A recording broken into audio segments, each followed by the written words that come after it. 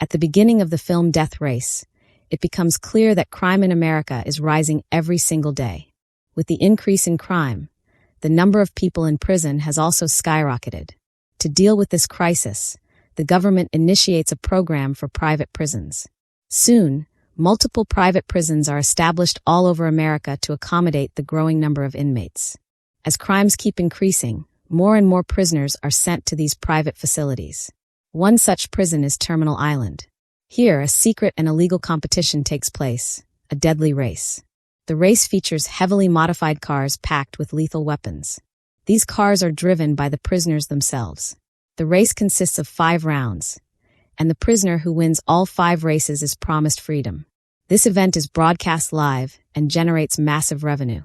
Audiences from around the world are drawn to this brutal spectacle, enjoying every dangerous moment of this so-called death race. The story begins as we are shown Terminal Island Prison. A race is already underway, and it's at its final round. A masked driver known as Frankenstein is in the lead. Frankenstein is a fan favorite. His mysterious mask hides his true identity, adding to his legendary status. Just as Frankenstein is about to win, something unexpected happens. His car's weapons are suddenly deactivated. Another racer, currently in second place, takes this opportunity to ram Frankenstein's car. Frankenstein's co-driver is a woman named Case.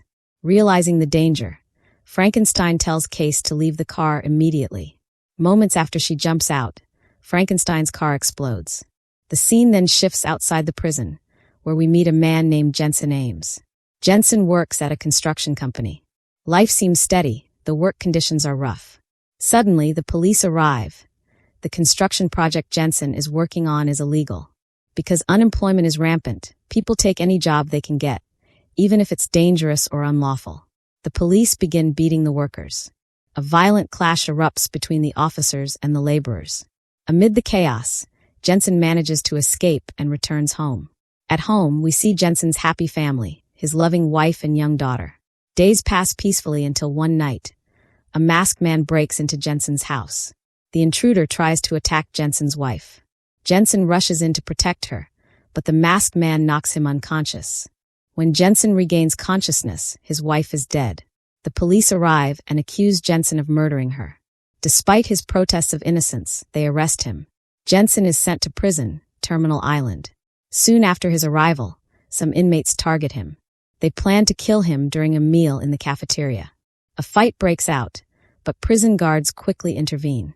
The prison warden, hearing about the incident, calls Jensen to her office. She warns him that he's in serious danger. She also reveals something interesting. While reviewing his file, she discovers Jensen is a skilled driver and an experienced racer. The warden then introduces Jensen to the infamous death race. She explains that Frankenstein, the most famous driver in the race, was badly burned and always wore a mask while competing. No one has ever seen Frankenstein's real face. Now that Frankenstein is dead, the warden wants Jensen to take his place. Jensen refuses at first, but the warden reminds him of the constant danger he will face inside prison. She promises that if he wins the race, he will be released. Reluctantly, Jensen agrees.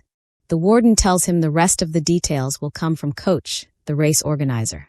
Coach explains the brutal nature of the race. Over 3 days, drivers compete using weaponized cars. Survival is as important as speed.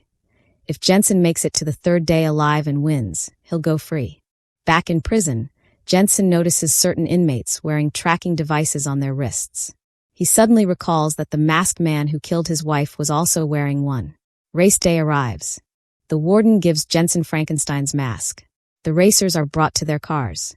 A bus arrives, carrying female inmates who will serve as navigators. Among them is Case, Frankenstein's former partner. She joins Jensen in his car. Upon hearing his voice, she realizes he is not the real Frankenstein. The race begins and is broadcast everywhere. Ratings are as high as ever. Jensen drives aggressively, quickly securing the lead position. Another racer rams into Jensen's car. Case warns him that maintaining high speed will activate weapons and grant them extra fuel. Dangerous traps are laid across the track. Anyone caught in them is instantly destroyed. An opponent opens fire on Jensen, but he skillfully avoids the bullets and regains first place. During the race, Jensen spots one of the inmates who attacked him in the cafeteria. The man gestures threateningly at him, just like the masked killer of Jensen's wife did. Jensen becomes convinced this man is responsible for her death. Jensen tries to eliminate him, but the race ends before he can. Back in the garage, Jensen confronts the man, leading to a brutal fight. Before Jensen can kill him, a guard knocks him unconscious. Here, the truth is revealed. The guard was the one who ordered the man to kill Jensen's wife. The plot was designed to frame Jensen, get him imprisoned, and force him to take Frankenstein's place in the race. On the second day of the race, Jensen drives cautiously and questions Case about the warden. Case admits the warden is manipulative. She confesses the warden ordered her to disable Frankenstein's weapons in exchange for her release. The warden never intended for Frankenstein to win. She wanted to keep the race popular without releasing him. Angered, Jensen accelerates and targets the man who killed his wife. Using smoke as cover, he forces the man's car off the track. The car flips and Jensen kills him, breaking race rules. Drivers are not allowed to leave their vehicles. The warden deploys a massive armored truck to eliminate Jensen. The truck opens fire, threatening all drivers. Jensen teams up with another racer to defeat it. They lure the truck into a deadly trap on the track. Spikes erupt from the ground, destroying it completely. The second day's race ends. Jensen's ally visits him, thinking he is Frankenstein. Upon hearing Jensen's voice, he realizes the truth. Frankenstein is dead. Meanwhile, the warden is furious. The truck was a valuable asset, destroyed in minutes. She orders the corrupt guard to plant a bomb under Jensen's car. On the third and final race day, the warden visits Jensen, saying his release papers are ready. He just needs to win. Case secretly warns Jensen that the warden has instructed her to prevent him from winning. The race begins. Jensen speeds ahead but receives no fuel or weapons. Another racer gains all the resources and attacks Jensen. Jensen fights back with a rocket launcher, but it hits a wall, creating a smoke screen. When the smoke clears, both cars are gone. It's revealed Jensen and his ally had planned an escape. They use the chaos to break through the prison wall. The warden panics, remembering the bomb planted in Jensen's car. But the coach has the detonator and disables it. Jensen and his ally speed away, chased by guards and helicopters. During the chase, Jensen switches places with Case.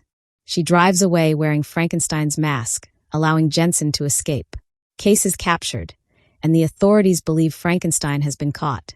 The warden and the guards celebrate, thinking Jensen is dead. They receive a gift, the bomb that had been in Jensen's car. It explodes, killing both of them. Coach was the one who sent the bomb. Meanwhile, Jensen and his ally board a train, escaping safely. Jensen says he must first reunite with his daughter, but will return to work with his partner later. Time passes. A garage is shown. Jensen is working alongside his friend. A car pulls up, and Case steps out. She has been released from prison. Jensen introduces Case to his daughter. The three are finally free, living a new life. The movie ends here. If you enjoyed this story, don't forget to hit the like button. It really helps the channel grow. Subscribe and turn on the notification bell so you never miss the next thrilling movie recap. And tell me in the comments, which movie should I cover next? Your suggestion might be the next video.